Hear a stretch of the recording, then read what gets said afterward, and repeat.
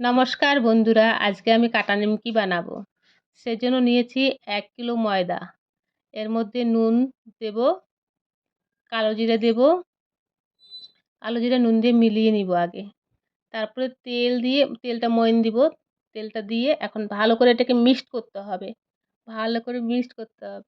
কেননা বাজারে তো কাটা নিমকি কিনতেই পাওয়া যায়। সবাই কিনেই খায়। কিন্তু ভালো লাগে না ওটা কবেকার তেল, কি করে বানায় আমার কাছে ভালো লাগে না। যখন আমি টাইম পাই তখন আমি নিজেই বাড়িতে করে খাই।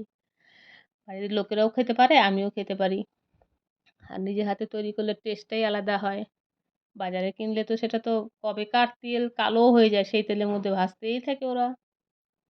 আর এটা ভালো করে মিক্সড করতে হবে। ভালো করে একদম মিক্সড করে ভালো করে মিক্সড করে এরকম মুঠি হবে, তখন হয়ে গেছে। ঠিক আছে এটা। মুঠি হতে হবে। এখন অল্প, অল্প জল দিয়ে এটা ভালো করে মাখতে হবে। একবারে বেশি জল দেওয়া যাবে না বন্ধুরা। অল্প, অল্প জল দিয়ে মাখতে হবে। অল্প, অল্প জল দিয়ে ভালো করে মেখে এরকম নরম দেখতে হবে। বেশি নরম না, বেশি শক্তও না। মিডিয়াম এই যেরকম নরম, ব্যাস। তারপরে এটাকে বেলতে হবে। এটুকু আমি তেলটা বসিয়ে দিয়েছিলাম গ্যাসের উপরে। তেলটা গরম হচ্ছে। হয়েই গেছে তেলটা গরম। কেটে এখন দেব শুধু।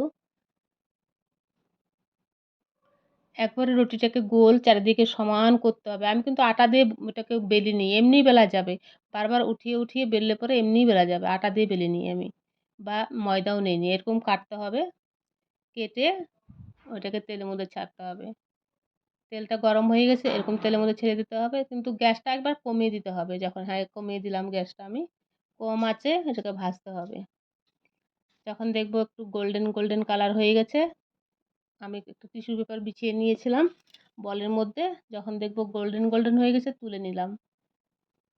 তুলে নিয়ে ওইটাকে দেখতে হবে যে কেমন হয়েছে, ভেঙে দেখতে হবে।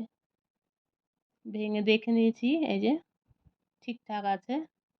অল্প আটা বেশি ছিল তো আমি এটা আবার কাটা নিমকি হয়ে গেছে। তারপরে এটা আবার 3 কোনা নিমকি বানিয়ে দিয়েছি। তোমরাও করে খেও, আমাকে কমেন্ট করে জানিও।